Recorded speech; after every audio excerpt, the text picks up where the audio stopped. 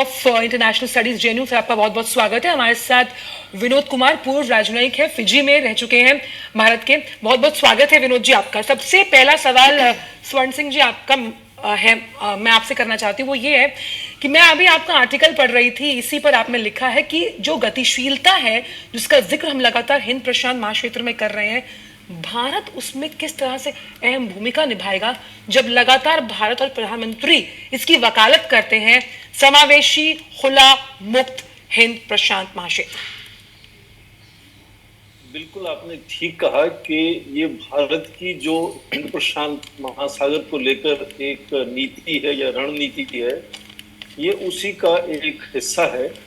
कि भारत आज इस क्षेत्र में न केवल महाशक्तियों से जुड़ा हुआ है या विकासशील देशों से जुड़ा हुआ है, उसके साथ साथ जो छोटे टापू हैं उन देशों से भी वो लगातार जुड़ने की कोशिश में है। और इस वक्त जब भारत और पैसिफिक आइलैंड्स कोऑपरेशन फोरम में है, तो वो भारत इस वक्त G20 के अध्यक्ष के रूप में भी वहां देखा जा रहा है कि वो इन छोटे टापू देशों की जो समस्याएं हैं, चुनौतियां हैं, उसको किस तरह से विश्व के बड़े मंचों पर, चाहे वो संयुक्त राष्ट्र संघ का मंच हो, G20 का मंच हो या दूसरे मंच हो, वो उनकी आवाज वहां तक कैसे पहुंचा सकता है। दूसरा ये कि भारत, जैसे प्रधानमंत्री के भाषण में अभी कहा गया, कई तरह से ठोस कदम उठा रहा है जहां आपसी सहयोग में और हिस्सेदारी में आगे बढ़ने की कोशिश है। और छोटी सी बात जो वहां के राष्ट्रपति जेम्स मैरापे ने खुद कही कि इस वक्त लगता है कि ये जो दक्षिण प्रशांत सागर के देश हैं, उनको थोड़ी सी ये इस बात को लेकर चिंता है कि क्या चीन और अमेरिका जैसी बड़ी शक्तियां आपसी तनाव की वजह से उनसे जुड़ रही हैं। तो भारत पर यह सवाल बिल्कुल नहीं उठता है। तो भारत से उनका जो रिश्ता इस वक्त बनता हुआ नजर आता है, वो पूर्णतः सहयोग से जुड़ा हुआ रिश्ता नजर आता है। और भारत के प्रधानमंत्री नरेंद्र मोदी ने कहा कि हमारी विदेश नीति जो है वो वासुदेव कुटुंबकम के नजरिए से आगे बढ़ती है कि पूरे विश्व को परिवार की तरह से मानते हैं। उसमें बड़े देश, छोटे देश, उभरते हुई शक्तियां और विकासशील सभी देशों से जुड़ने की कोशिश है भारत की। और इस सब के चलते मुझे लगता है कि भारत की जो साख है, जो छवि है एक महाशक्ति की तरह से, उसमें एक और अध्याय जुड़ जाता है कि वो इन टापुओं वाले जो छोटे देश हैं दक्षिण प्रशांत सागर में, उससे भी लगातार ठोस सहयोग बनाता हुआ नजर आता है। बिल्कुल। हमारे साथ को मैं स्वर्ण सिंह जी से पूछना चाहूंगी। स्वर्ण सिंह जी, जिस तरह से लगातार ये कहा जा रहा है कि ये छोटे देश हैं, लेकिन साफ तौर पर अभी कुछ दिन पहले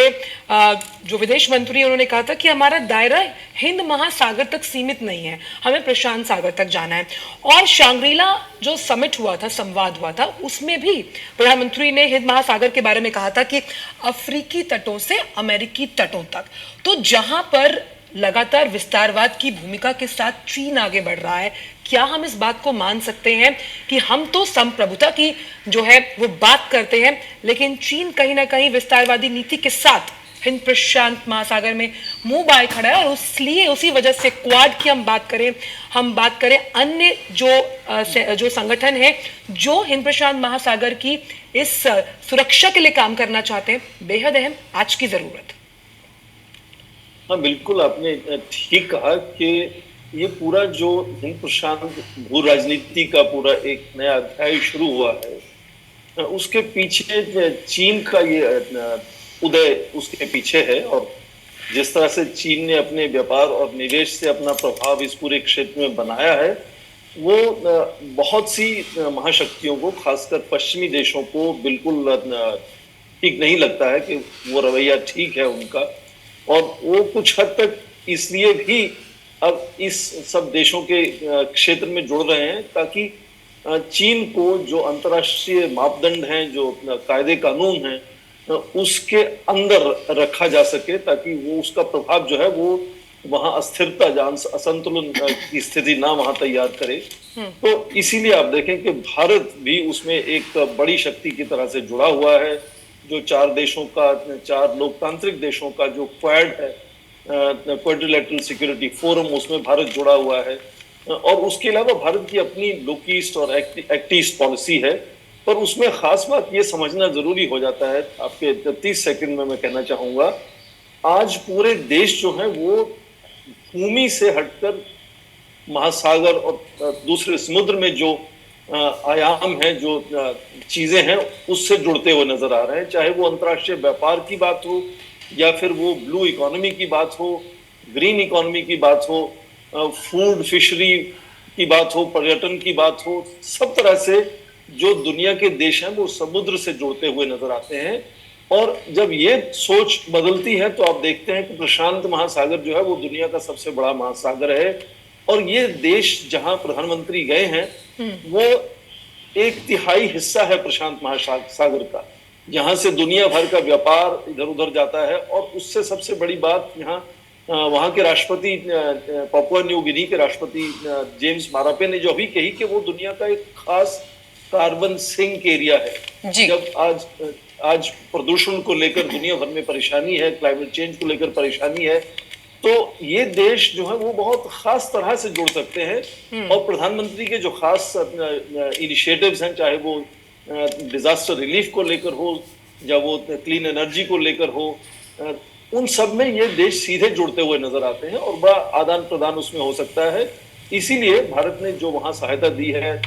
2 खास इंस्टीट्यूट खोलने के लिए, उसमें इन्हीं सब मुद्दों पर फोकस बनाया जा रहा है। और हाँ, चीन जो है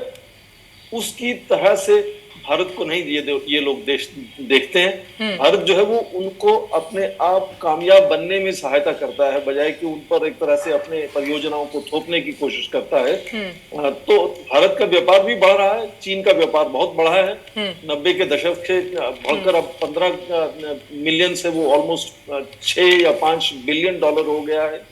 तो इसलिए अमेरिका भी उसमें अपना एक तरह से दिलचस्पी दिखा रहा है। पर भारत की जो इस तरह से तालमेल वहां है वो बहुत ही अलग तरह का है। और मुझे लगता है कि भारत का जो विश्वास है वहां लोगों में, वो बड़ा अलग तरह का विश्वास है। और प्रधानमंत्री मोदी के इस दौरे से मुझे लगता है कि वो आपसी तालमेल में और बहुत ज्यादा तरक्की होने वाली है। जो जिस तरह के विश्वास का आप जिक्र कर रहे हैं उसकी जी बिल्कुल, आपने ठीक कहा कि रिश्तों में हमेशा आपसी आदान प्रदान रहता है। तो जहां भारत इन सब देशों की आवाज बड़े मंचों तक लेकर जाने की बात करता है, ठीक उसी तरह से ये जो साउथ पैसिफिक दक्षिण प्रशांत सागर के 14 देश हैं, ये लगातार भारत को संयुक्त राष्ट्र संघ की सुरक्षा परिषद में स्थायी सदस्यता मिलनी चाहिए और वीटो पावर मिलनी चाहिए, उसका हमेशा से समर्थन करते रहे हैं। और अंतर्राष्ट्रीय स्तर पर आप देखें कि सभी राष्ट्रों को एक बराबर का हिस्सेदार माना जाता है। तो जब जनरल असेंबली में कभी वोटिंग होती है तो ये 14 देशों का भारत से जुड़ने से सीधा प्रभाव होता है इस तरह से। और ये सभी राष्ट्र मानते हैं कि भारत को संयुक्त राष्ट्र की सुरक्षा परिषद में स्थायी सदस्यता मिलनी चाहिए। पर भारत, मुझे लगता है कि आज इन सब जो औहदे हैं, एक तरह से जो एक तरह से नामकरण करना है कि भारत को कहाँ बैठना है कहाँ नहीं बैठना, उससे परे है भारत, मुझे लगता है। अब भारत का प्रभाव जो है वो अब बहुत ही अलग तरह से नजर आता है, चाहे वो G7 की अभी जो शिखर सम्मेलन हिरोशिमा में हुआ वहां हो या फिर दूसरे किसी जगह में हो, तो भारत को जैसे G7 और ये जो प्रभाव है ना प्रोफेसर साहब, बिल्कुल इसी प्रभाव का असर हमने देखा जिस तरह से प्रधानमंत्री का स्वागत प्रोटोकॉल तोड़कर भी किया गया। और खासतौर पर कई पंत सिंह जी, लगातार हम यहाँ भी बात कर रहे हैं एक भारत की, अगर हम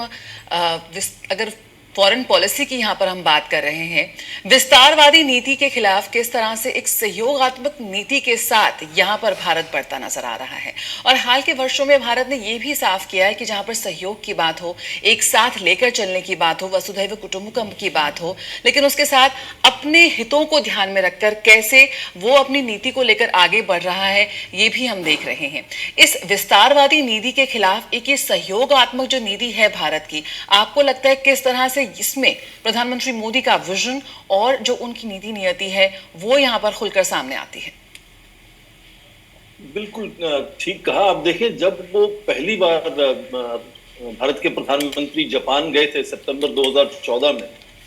तभी से उन्होंने ये बात अपने भाषणों में लगातार कही है कि ये जो युग है वो विस्तारवाद का युग नहीं है, सहयोगात्मक आपस में रिश्ते होने चाहिए देशों के, और उसका आप देखें प्रभाव जो है वो आज वहाँ पैसिफिक आइलैंड फोरम में नजर आता है, क्योंकि अपने शुरू के भाषण में वहाँ के राष्ट्रपति जेम्स मरापे ने खुद कहा कि इस क्षेत्र के जो देश हैं, दक्षिण प्रशांत सागर के 14 देश हैं, वो आज कुछ महाशक्तियों से शायद चिंतित हैं कि क्या वो विस्तारवादी नीतियों से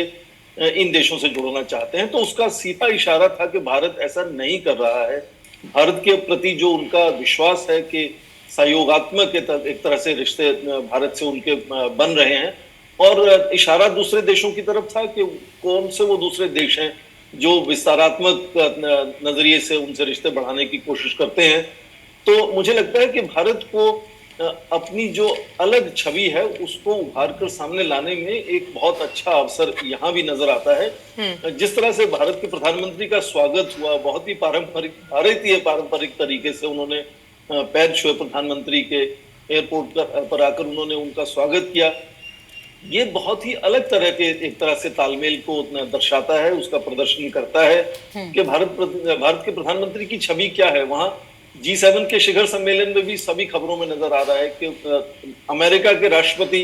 भारत के प्रधानमंत्री से ऑटोग्राफ लेना चाह रहे थे, कह रहे थे कि आप बहुत विश्व के बड़े नेता की तरह से उभर रहे हैं, और जो आपके इवेंट्स हैं अमेरिका में वहाँ जो है वो टिकट्स सब बुक हो गए हैं, लोग उनको और उससे जुड़ना चाह रहे हैं, उनको एक तरह से प्रेशर हो रहा है कि बहुत लोग उससे आकर जुड़ना चाहते हैं। तो भारत की जो छवि है मुझे लगता है वो, जैसा मैंने कहा कि बड़ी शक्तियों के साथ जुड़ने की बात है, रूस हो, अमेरिका हो, फिर वो विकासशील और उभरती हुई शक्तियां जिनको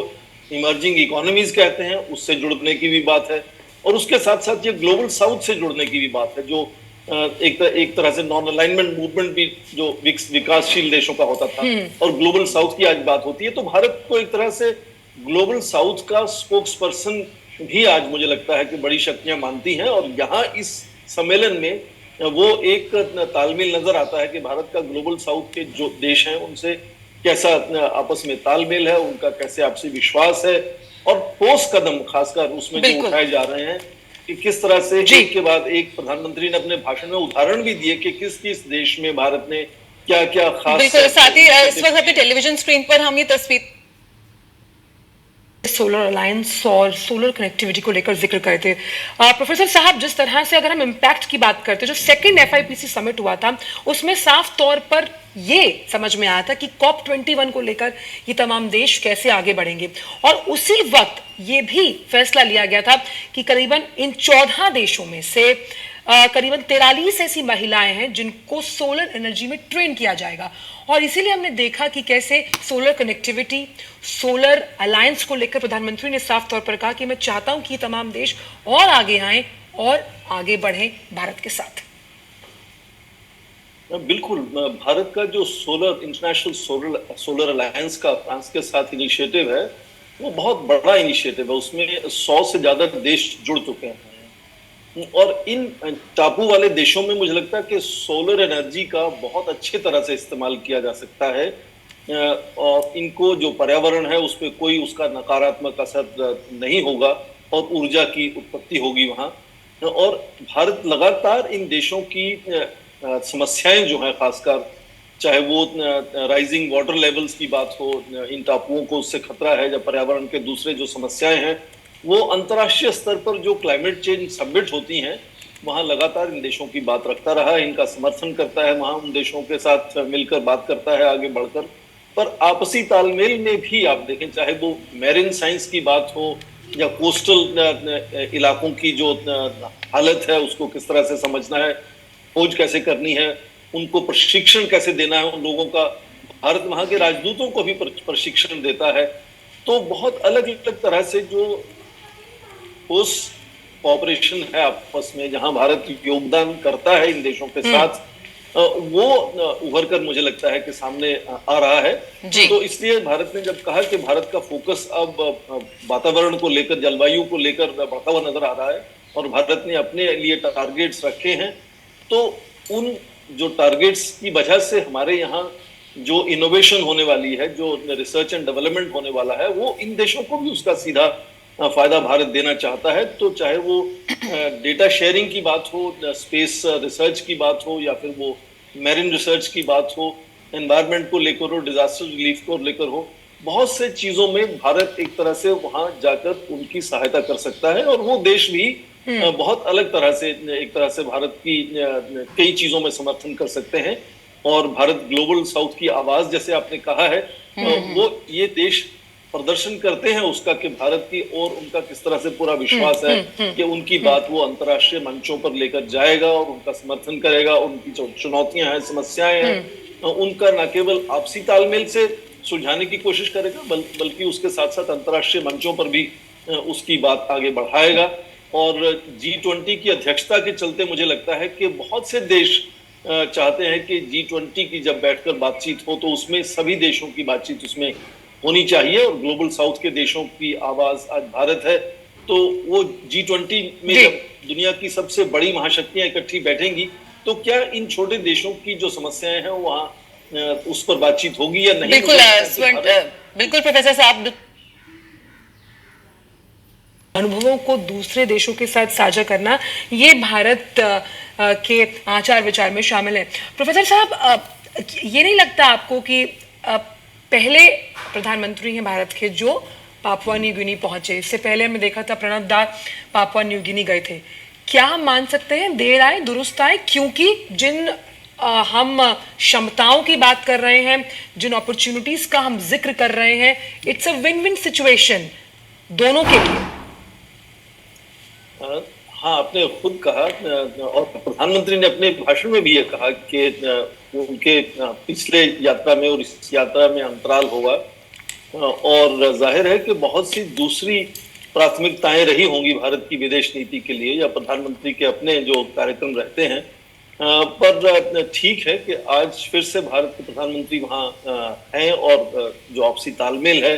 वो उसको एक नई दिशा मिल रही है, नई ऊर्जा मिल रही है। पर मैं ये उसके साथ जरूर कहना चाहूंगा कि प्रधानमंत्री की यात्रा जब नहीं होती है तो ऐसा नहीं कि दूसरे लोगों की यात्राएं वहां नहीं होती, हमारे राजदूत वहां होते हैं, लगातार उनके लोग हमारे यहाँ आते रहते हैं, तो तालमेल लगातार बनता रहता है अलग अलग स्तर पर ठीक है, राष्ट्र के नेता जब वहां जाते हैं, जब इस तरह के शिखर सम्मेलन में बैठकर बातचीत होती है, तो एक नई ऊर्जा उसमें रिश्तों में नजर आती है। और उसके अलावा जो राष्ट्रहित हैं इन देशों के, वो भी उनको आपस में जोड़ते हैं। जैसा अभी विनोद कुमार जी कह रहे थे, जो वहां रह चुके हैं, कि बहुत तरह से भारत जो अपनी समस्याओं से जूझ रहा है और उसमें जो वो इनिशिएटिव निकाल रहा है, उसके जो नतीजे साधन निकाल रहा है, उन्हीं का इस्तेमाल वहां भी जाकर हम कर सकते हैं और उन देशों को बहुत बड़ी सहायता पहुंचा सकते हैं। ठीक उसी तरह से उन देशों में आज जैसे धातुओं की बात करें तो सोने की या तांबे की, या फिर ऊर्जा को लेकर गैस की बात करें, तो वो संसाधन भी भारत वहां से जो है वो उपलब्ध कर सकता है, और उनकी एक तरह से एक्सप्लोरेशन में भी उनकी सहायता कर सकता है। तो जो तालमेल है उनमें अलग अलग स्तर हैं, जो आपसी राष्ट्रहित हैं वो कैसे जोड़ते हैं उनको अलग अलग स्तर पर, जो चाहे वो अफसरशाही हो या दूसरे वैज्ञानिक हो, विशेषज्ञ हो, वो लोगों का तालमेल लगातार बना रहता है। भारत उनके कई लोगों को यहाँ जो है वो ट्रेनिंग देता है अपने अपने अलग संस्थानों में। और ठीक है, फिर उसके बाद राष्ट्र अध्यक्षों की एक तरह से शिखर सम्मेलन में मुलाकात होती है, उसकी अलग अहमियत है। पर भारत उनसे जुड़ रहा है आज वापस, ये बड़ी अच्छी बात है। और मुझे लगता है कि एक तरह से वहां अमेरिका के राष्ट्रपति भी आने वाले थे, और अब उनका दौरा रद्द हो गया है, तो एक तरह से पूरा जो विश्व का ध्यान है वो भारत के प्रधानमंत्री पर, मतलब फायदा मिलने वाला है ना भारत को, क्योंकि ज्यादा ध्यान रहेगा। अब भारत जिस तरह से अपनी मुखरता से बात रख रहा है, तो फायदा होता हुआ, बिल्कुल फायदा हुआ, क्योंकि कुछ एक इस तरह की भी अटकलें लगानी शुरू की थी कुछ लोगों ने, कि जो अमेरिका के राष्ट्रपति जो बाइडेन वहां करीब 3 घंटे के लिए आने वाले थे, और उसके साथ साथ उन्होंने जो न्यूजीलैंड के प्रधानमंत्री हैं हिपकिंस, उनको भी वहां बुलाया था। तो एक तरह से कुछ लोग सोचने लगे थे कि क्या भारत के प्रधानमंत्री जो बाइडेन के साथ वहां जा रहे हैं, जबकि ऐसा नहीं है।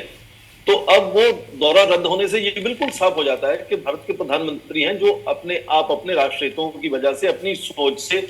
इस दक्षिण प्रशांत सागर के देशों से जो उनका तालमेल लगातार बनता हुआ नजर आता है, उसको आगे बढ़ाने में, उसको एक नई दिशा और दर्शन देने के लिए वहां गए हैं। तो वो जो अटकलें थी कि क्या भारत पश्चिमी देशों से जुड़कर हिंद प्रशांत सागर में लगातार बना हुआ है और उसी का ये हिस्सा है, मुझे लगता है कि वो अटकलें अब जो सोच है उस तरह की वो बिल्कुल समाप्त हो जानी चाहिए। बिल्कुल। तो इसको इस तरह से भी ले सकते हैं कि अगर बाइडेन आने वाले थे तो जिस मंच की शुरुआत भारत ने की थी, ये उसके महत्व को दिखाता है कि बाइडेन है कि इंडो पैसिफिक सबसे ज्यादा उपयोग में लाने वाला व्यापारिक जड़ों में से एक क्षेत्र है, लेकिन इसकी सुरक्षा हमेशा से चिंता का सबब है। तो मैरिटाइम सिक्योरिटी को लेकर जिस तरह से दिसंबर 2022 में मैरिटाइम सिक्योरिटी एक्ट जो है उसे पास किया गया भारतीय संसद द्वारा, और हमने देखा है वहां पर नौसेना के अभ्यास किए जाते हैं, क्या लगता है और कितने कदम उठाने की जरूरत पड़ेगी ताकि ये जो सुरक्षा है, सामरिक जो हमारी सीमाएं हैं, उनके जो प्रहरी बनकर हम लोग खड़े हुए हैं, इसमें और मजबूती आए? आपने सामरिक सीमाओं की जो जिक्र किया, मुझे लगता है वो बहुत दिलचस्प है, क्योंकि हर देश की अपनी एक भूमि की या सागर में एक हद तक सीमाएं होती हैं, और सामरिक सीमाएं जो हैं वो महाशक्तियों को उनका भी ध्यान रखना पड़ता है। उनके जो राष्ट्र रहते हैं वो केवल अपने लोगों को अपने क्षेत्र में, अपने देश के अंदर विकास या सुरक्षा प्रदान करने तक सीमित नहीं होते हैं। दूसरे जो पड़ोसी देश हैं, दोस्त देश हैं, वो भी उनसे अपेक्षा करते हैं कि क्या वो उनके मुश्किल के समय में या कोई दुर्घटना के समय में, जैसे भारत की नेवी का आप देखें कि पिछले करीब 20 साल से पूरा ध्यान जिसको HADR कहते हैं, humanitarian assistance and disaster relief पर है। तो यही नहीं कि भारतीय नेवी जो है वो युद्ध करने के लिए जाती है, और कई तरह से दूसरे राष्ट्रों को सहायता पहुंचाने की बात होती है। और अब जब पूरा विश्व जो है वो भूमि से हटकर सागर की ओर बढ़ता हुआ नजर आता है, वो ब्लू इकोनॉमी की तरफ, अंतरराष्ट्रीय व्यापार इतना बढ़ा है, वो सारा समुद्री रास्तों से होता है, तो ज्यादातर जो दुनिया का आदान प्रदान है वो समुद्री क्षेत्र पर होता है। उसके अलावा जो खनिज पदार्थ हैं समुद्र में, और वहां जो लेजर है, प्लेजर है, ट्रेड है, बहुत सी तरह से दुनिया जो है वो सागर से जुड़ती हुई नजर आती है। इसलिए अपनी भूमि की सुरक्षा के साथ साथ अब सागर की सुरक्षा, मैरीटाइम सिक्योरिटी की भी बात होती है। जो पायरेसी के जो चुनौतियां हैं दुनिया भर में, उससे किस तरह से जूझा जाए, उसको उस पर किस तरह से काबू पर किया जाए, इसको लेकर आप देखें भारत के प्रधानमंत्री ने एक अंतर्राष्ट्रीय स्तर पर सुरक्षा परिषद की एक बैठक को भी एक तरह से उसका उन्होंने एड्रेस किया था उनको। तो ये मैरीटाइम सिक्योरिटी बहुत अहम एक तरह से जो प्रायोरिटी है वो देशों की बनती हुई नजर आती है, और हिंद प्रशांत सागर में खासकर इसलिए ये अहम हो जाती है कि आज विश्व का जो सबसे तेजी से बढ़ता हुआ आर्थिक वृद्धि दर है वो इन्हीं देशों का है, और जो हिंद प्रशांत सागर के देश हैं ये एक तरह से लोकोमोटिव है, जो मतलब पूरे विश्व की वृद्धि को, और विश्व की जो आर्थिक वृद्धि है उसके साथ साथ सामाजिक परिवर्तन भी जो होता है वो भी बड़ी तेजी से बदलाव आता है उसमें। तो दुनिया के बदलते हुए रुख का एक तरह से केंद्र है ये पूरा हिंद प्रशांत सागर, और भारत उसमें उभरती हुई शक्ति है। इसलिए अपनी जिम्मेदारियां अपने नागरिकों के प्रति तो है ही, पर उसके साथ साथ जो दूसरे देश हैं, चाहे वो बड़ी महाशक्तियां हो या छोटे टापू के देश हों, सबके साथ तालमेल बनाकर किस तरह से वो संतुलन, संयम और सुरक्षा का जो माहौल है उसको तैयार करना है, उसमें भारत की एक बड़ी एक तरह से भूमिका है। और वो इसलिए भी कि इतिहास में शुरू से ही भारत की नेवी काफी प्रभावित रही है, काफी शक्तिशाली रही है, और उसकी जो आउटरीच है, चाहे वो सुनामी के हादसे को देखें जो हुआ था, उसमें सबसे पहले भारत के नेवी के जो शिप थे वो जाकर उन्होंने सहायता पहुंचाई थी, और वहीं से ये सोच शुरू हुई थी कि वो क्या 4 लोकतांत्रिक देशों को इकट्ठा होकर एक क्वाड्रिलेटरल सिक्योरिटी फ्रेमवर्क बनाना चाहिए या नहीं। उसकी 207 शुरू हुई, फिर 2017 में फिर से शुरू हुआ, और अब उसके शिखर सम्मेलन होते हैं। चारों नेवीज जो है वो मिलकर एक तरह से अपना नेवल एक्सरसाइजेस करती हैं। तो भारत की जो एक तरह से छवि है उसकी बढ़ती हुई अपेक्षा के चलते भी मुझे लगता है कि ये जो भारत की मैरीटाइम सिक्योरिटी को लेकर सोच है या जितने भी इनिशिएटिव हैं वो अलग अलग देशों से हमें जोड़ते हैं। बिल्कुल। और यहाँ जो पैसिफिक आइलैंड्स की बात है तो वहाँ नेवी वहाँ भी भारत की जाती है, और उनको वहाँ एंकर करने का, वहाँ जाकर रिप्लेनिश करने का भी एक तरह से संसाधन होने चाहिए। उसको लेकर भी मुझे लगता है कि तालमेल लगातार बढ़ा है। तो वही उस सब के चलते भारत की अब जो इस तरह से रणनीति है कि किस तरह से संतुलन और संयम बनाया जाए पूरा अंतर्राष्ट्रीय स्तर पर सुरक्षा को लेकर, और खासकर खुले समुद्र में सुरक्षा को लेकर, और हम खुले और आजाद और समृद्ध हिंद प्रशांत सागर की बिल्कुल यही प्रधानमंत्री ने कहा कि किस तरह से ग्लोबल इंक्लूसिव इंडो पैसिफिक वासियों के आंखों में किस तरह से देखते हैं प्रवासी भारतीय, जिस इस जो क्षेत्र में काम करके किस तरह से उन्हें विदेशी जमीन पर रहते हुए भारत की अर्थव्यवस्था में एक अहम योगदान वो दे सकते हैं। उनके इस पोटेंशियल को टैप करने का विजन यहाँ पर प्रधानमंत्री का था, और उसी की हम सफलता देख रहे हैं पूरे विश्व में इस वक्त। किस तरह से देखते हैं कल की तस्वीरें, क्या कुछ कहती नजर आती हैं आपके लिए? दो चीजें मैं इसमें कहना चाहूंगा। पहले तो जो प्रवासी भारतीय हैं अलग अलग देशों में, वो वहाँ मुझे लगता है कि दूसरे जो डायस्पोरा हैं, बाहर के लोग उन देशों में हैं, उनके मुकाबले में ज़्यादा संपन्न हैं, ज़्यादा एक्टिव हैं। कुछ देशों में आज वो राजनीति में भी बहुत सक्रिय हैं। कनाडा जैसे देशों में या अमेरिका में वो आप देखें बड़े बड़े ओहदों पर आज नजर आते हैं। तो एक तो उनकी संपन्नता और उनकी जो अपनी कौशल है, भारतीय जो दूसरे देशों में रहते हैं, वो बहुत उभर कर सामने आई है। और उसके साथ साथ ठीक इन्हीं 1 या 2 दशकों में भारत की छवि भी बहुत बदली है। भारत को भी आज एक महाशक्ति की तरह से विश्व देखता है, और इसी के चलते जो प्रवासी भारतीय हैं वो भारत से जुड़ने में अपना गर्व महसूस करते हैं, वो उत्साह उनका नजर आता है कि भारत से जुड़ना चाहते हैं। और उसमें तीसरी बात ये जुड़ जाती है कि प्रधानमंत्री मोदी शुरू से ही जहां भी जाते हैं वो भारतीय मूल के जो लोग वहां हैं, जो उनकी कम्युनिटी है, उनसे हमेशा वो मिलने की कोशिश करते हैं, उनको संबोधन करते हैं, उनसे बातचीत करते हैं। कभी कभी तो रास्ते में भी रुककर उनसे बातचीत करने लगते हैं। तो उनकी जो समझ है कि जितने भी दुनिया भर में भारतीय मूल के लोग अलग अलग देशों में हैं, उनसे जुड़ने से भारत की विदेश नीति और उनकी जो हमारी गुडविल है वो किस तरह से बड़ी तेजी से बढ़ाई जा सकती है, वो उनके हर यात्रा में नजर आती है।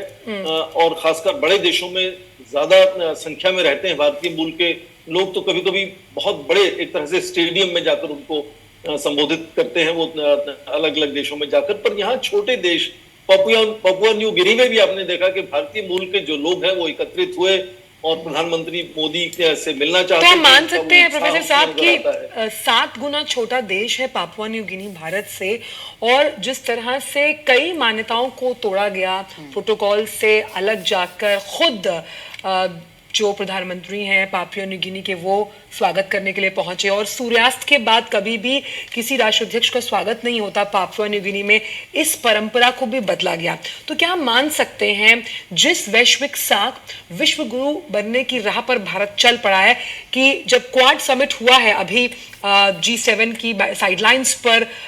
जापान में, तब भी बाइडेन ने कहा कि भाई आपका तो मुझे ऑटोग्राफ चाहिए, क्योंकि जिस कार्यक्रम के लिए आप आने वाले हैं अमेरिका में उसकी टिकट्स अभी से ही बुक हो चुकी हैं।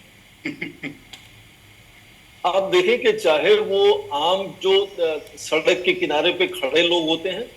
या फिर अमेरिका के राष्ट्रपति हो, भारत के प्रधानमंत्री का जो लोगों से जुड़ने का एक तरह से कौशल है,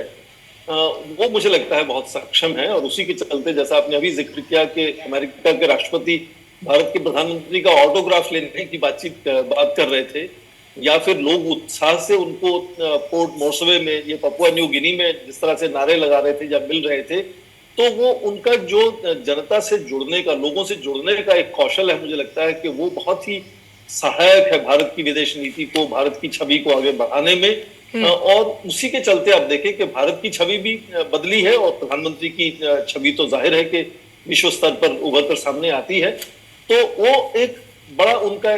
तरीका है एक तरह से लोगों से जुड़ने का। मुझे लगता है जो लोग उनसे मिलते हैं उनको याद रखते हैं, और उनसे गर्मजोशी की एक भावना उसमें उनको लगता है कि है।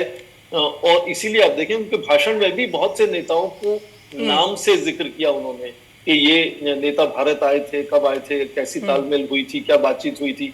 तो ये सब मुझे लगता है कि उनका जो एक तरह से डिप्लोमेटिक फिनांस है, जो तरीका है उनका लोगों से जोड़ने का, वो अपने आप में सक्षम है। और वो आपकी अभी तस्वीरों में भी जैसे नजर आ रहा है टेलीविजन पर, कि वो कई बार अपनी तरफ से भी प्रोटोकॉल तोड़कर आगे बढ़ते हैं और लोगों से मिलते हैं। जी। तो जाहिर है कि दूसरे लोग भी फिर कोशिश करते हैं, चाहे वो जेम्स मोरापे हो वहां के राष्ट्रपति या फिर आम जनता हो, वो भी कभी प्रोटोकॉल से हटकर अपनी गर्मजोशी का एक तरह से प्रदर्शन करते हैं और प्रधानमंत्री से मिलने की कोशिश करते हैं। बिल्कुल, ये उनका उसको रोक पाएगा क्योंकि क्वाड एक सैन्य संगठन नहीं है। क्वाड जो है वो नॉन ट्रेडिशनल सिक्योरिटी पर फोकस करता है, चाहे वो क्लाइमेट चेंज की हो, साइबर सिक्योरिटी की बात हो, या स्वास्थ्य को लेकर पेंडेमिक की बात हो, पर वो सीधा जो ट्रेडिशनल सिक्योरिटी है उस पर ध्यान नहीं देता है। उसके लिए एक अलग त्रिकोणीय ऑकस बनाया गया था जिसमें ऑस्ट्रेलिया, यूके एंड यूएस जुड़े हुए हैं। पर उसके अलावा आप देखें धीरे धीरे क्वाड भी कुछ अपनी जिम्मेदारी समझता है इस मुद्दे को लेकर। तो अब क्वाड 4 देशों की एक मालावार नेवल एक्सरसाइज होती है, जिसमें ट्रेडिशनल नेवीज 4 देशों की आपस में एक तरह से अभ्यास करती हैं। और हाल ही में करीब 10 या 12 दिन पहले राष्ट्रीय सुरक्षा सलाहकारों की, इन 4 देशों के राष्ट्रीय सुरक्षा सलाहकारों की भी एक अमेरिका में बैठक हुई। तो वो भी मुझे लगता है कि अपनी नॉन ट्रेडिशनल सिक्योरिटी की जिम्मेदारी के साथ साथ ट्रेडिशनल सिक्योरिटी की क्या क्या चुनौतियां हैं उस पर भी कुछ हद तक तालमेल बन सकता है। हालांकि आपने जिक्र किया था शंग्रीला डायलॉग में जो भारत का प्रधानमंत्री का भाषण हुआ था, जिसमें पहली बार भारत की क्या हिंद प्रशांत सागर को लेकर सोच है वो सामने आई थी। उसमें कहा था प्रधानमंत्री ने कि हम इस पूरे क्षेत्र का सैन्यकरण होने से बचें, ये हमारी कोशिश रहेगी, और ना ये हो कि कुछ एक्सक्लूसिव देशों का ये क्लब बनकर रह जाए। तो इंक्लूसिवनेस की भी उसमें बात करते हैं। तो कुछ हद तक जिम्मेदारियां समझते हैं। आपने जिक्र किया चीन का, तो चीन का व्यापार बढ़ा है, उसके बाद निवेश बढ़ा है वहां, और उसके चलते चलते जैसा आपने कहा कि पिछले साल अगस्त में इन 14 देशों में एक देश है सोलोमन आइलैंड्स, उसके साथ सुरक्षा संधि हुई उनकी, और कहा गया कि चीन की नेवी शायद वहां जाकर कुछ अपना प्रभाव बढ़ाएगी इस क्षेत्र में। ठीक उसके चलते आज जो अमेरिका के सेक्रेटरी ऑफ स्टेट हैं, क्योंकि राष्ट्रपति वहां नहीं जा रहे, तो secretary of state Antony Blinken शायद वहां जाने वाले हैं। और क्या जो राष्ट्रपति जो बाइडेन एक सुरक्षा संधि पर हस्ताक्षर करने वाले थे, वो संधि हो पाएगी या नहीं, वो अभी तय नहीं है। पर ये चीन का सुरक्षा की जो द्विपक्षीय संधियां करना है और अमेरिका का पपुआ न्यू गिनी से संधियां करना है, मुझे लगता है कि ये देश कुछ हद तक चौकन्ने भी हो जाते हैं कि ये इस तरह से क्या चीन और अमेरिका की आपस में जो खींचतान है उसको लेकर ये संधियां हो रही हैं। भारत इस तरह की कोई बात नहीं करता। आप देखें कि वासुदेव कुटुंबकम के साथ साथ भारत आत्मनिर्भरता की भी बात करता है। तो शुरू से ही 50 के दशक से ही जब भारत ने कहा कि विदेश में जाकर विकास की सहायता करेगा भारत, दूसरे जो विकासशील या कम विकसित देश हैं, वहां जो नजरिया है, हम विकास की सहायता इस तरह से करते हैं कि वो देश अपने आप में आत्मनिर्भर हो जाएं, जिस तरह से भारत भी आत्मनिर्भर होना चाहता है जी। तो तालमेल ऐसा हो जिसमें ऐसा नहीं लगे कि हम उन देशों को अपने ऊपर निर्भर बनाने वाले हैं। तो मुझे लगता है कि ये चीन और अमेरिका के जो एक तरह से रिश्ते हैं, उनसे भारत के रिश्ते इन देशों से बिल्कुल अलग तरह के बन रहे हैं। और ये देश इसीलिए आप देखें कि भारत से जो गर्मजोशी है, उनकी जो तालमेल है, जो तरीका है मिलने का, वो बहुत अलग है। और भारत ऐसा नहीं कि उनसे सहयोग नहीं कर रहा, सुरक्षा रक्षा के मामले में भी करेगा, पर वो किस नजरिए से होगा? क्या उन देशों को आत्मनिर्भर बनाने की बात है या उनको अपने ऊपर निर्भर बनाने की बात है? ये मुझे लगता है कि भारत की जो तरीका है वहां उन देशों से मिलने का, ये शायद चीन से थोड़ा अलग है, और ये देश समझते हैं और वो देश उसका प्रदर्शन भी करते हैं। बिल्कुल बिल्कुल अलग है। विस्तार फिपिक टू ड्विपिक कैसे डेटा को साझा किया जाएगा, उस लिहाज से भी फिपिक को अभी बहुत काम करने की जरूरत है। इन देशों की सहायता करने में भारत कई चीजें सीख भी सकता है। उसमें खासकर जो कोस्टल रिसर्च एंड डेवलपमेंट है, उसमें चाहे विकास को लेकर या सुरक्षा को लेकर, और जो प्राकृतिक चुनौतियां या घटनाएं हो सकती हैं, या कुछ नुकसान हो सकता है, किसी तरह से समुद्र से खतरा हो सकता है, उससे किस तरह से पहले से ही जानकारी उसकी होनी चाहिए और उससे सुलझने के क्या तरीके होने चाहिए। ये मुझे लगता है भारत इसमें काफी वहां योगदान कर सकता है और कर भी रहा है। और वहां जो रिसर्च एंड डेवलपमेंट होने वाली है उससे भारत भी सीख सकता है। तो आपस में जो आदान प्रदान है ज्ञान का और शोध का, मुझे लगता है कि उसमें इन क्षेत्रों में खासकर कोस्टल और मैरीन रिसर्च को लेकर जो है वो काफी, क्योंकि ये बहुत ही अछूते एक तरह से देश है। यहाँ प्रकृति बहुत अलग तरह से वहां अपना प्रभाव लाती है। ऐसा नहीं कि प्रकृति की चुनौतियां वहां नहीं है, पर वो कैसे अलग तरीके से हम सीख सकते हैं नई चीजों को, और किस तरह से उनको हम भारत में भी इस्तेमाल कर सकते हैं। वो आपस में जो प्रशिक्षण है वहां के लोगों का और भारत के लोगों का, वहां जाकर और आपस में डेटा शेयरिंग की जो बात होती है, उसको लेकर मुझे लगता है कि तालमेल आपस में कॉम्प्लीमेंट्री है एक तरह से। उन देशों को भारत से बहुत फायदा होने वाला है और भारत को भी वहां से कुछ ना कुछ फायदा मिलने की कोशिश है। देखें, अब दुनिया में कई अलग अलग जगह में सुनामी की बात होती है, बाढ़ की बात होती है, या दूसरे समुद्री जो है वो जो उनके कोस्टल एरियाज हैं, उसमें फिशिंग किस तरह से होनी चाहिए, कितनी होनी चाहिए, उसके क्या नए तरीके हैं, और उसकी फूड प्रोसेसिंग कैसे होनी चाहिए बाद में उसको लेकर। ये बहुत से ऐसे सेक्टर्स हैं। यहाँ एक तरह से भारत के प्रधानमंत्री जैसे अपने भाषण में अभी कहा कि वो चाहे फूड हो, फ्यूल हो, फर्टिलाइजर हो और फार्मा हो, इस सब पर जो एक नया संकट सप्लाई चेन्स में यूक्रेन युद्ध के चलते आया है, उससे आज वो बड़े देश भी फ्रेंड शोरिंग की, ऑन शोरिंग की बात कर रहे हैं कि जो सप्लाई चेन्स हैं उन पर केवल निर्भर ना होकर हम अपने तरीके ढूंढें। और मुझे लगता है कि भारत का इन देशों से जो तालमेल बनने वाला है वो उस तरह से नया सहयोग और नई तरह की फूड चेन्स को डिजाइन करने में, आत्मनिर्भर होने में काफी दोनों देशों को, दोनों तरफ के उन देशों को और भारत को भी आपस में सहायता कर सकता है। और ये अच्छा अवसर है और भारत लगातार जुड़ा हुआ है वहां। ऐसा नहीं कि अब शोध भविष्य में होने वाला है, शोध पहले से ही हो रहा है। वहां वैज्ञानिक हमारे हैं और कि भारत, जैसे मैंने कहा कि ठोस तरीके से, केवल बातचीत में नहीं बल्कि ठोस तरीके से वहां जुड़ना चाहता है कि अपनी आत्मनिर्भरता के साथ साथ उनकी भी आत्मनिर्भरता होनी चाहिए। बिल्कुल, तकनीक इसमें एक बहुत अहम रोल अदा करने जा रही है। इस किताब में लिखी गई है जिसका साफ तौर पर जिक्र प्रधानमंत्री ने भी किया कि इसका गुजराती वर्जन उन्होंने पढ़ा है। क्या लगता है कि इस सोच के साथ इन देशों को भी जोड़ना, जिसमें देश सेवा, आत्मनिर्भरता, खासतौर पर नैतिक मूल्य और किसी भी तरह की वेस्टेज ना करना, जो कि संत कवि तिरुवल्लुवर के आचरण में शामिल थी, ये कैसे इन तमाम देशों को और एक दूसरे के करीब लेकर आएगा? क्योंकि यहाँ पर हम कहते हैं ना, जैसे अलाइक माइंड्स थिंक अलाइक, तो दोस्ती भी उन्हीं के साथ होती है जो एक जैसा सोचते हैं। आप देखें, जो बड़े देश हैं वो आइडियोलॉजी से आगे बढ़कर जो बेसिक नॉर्म्स हैं, जिसको मूल्य कह सकते हैं, जो समाज में जो मूल्य हैं, उनको लेकर अपना प्रभाव विश्व भर में बनाने की कोशिश करते हैं। उदाहरण के तौर पर अमेरिका दुनिया भर में जाकर लोकतंत्र की बात करता है, तो केवल आर्थिक हिस्सेदारी या सुरक्षा को लेकर हिस्सेदारी नहीं है, वो सोच क्या है जिससे सुरक्षा या विकास बनाया जा सकता है, उससे जुड़ना, उससे दूसरे देशों को अपने साथ जोड़ना चाहता है। ठीक उसी तरह से भारत भी अपने संस्कृति को लेकर आगे बढ़ना चाहता है, चाहे वो आत्मनिर्भरता की बात हो, वासुदेव कुटुंबकम की बात हो।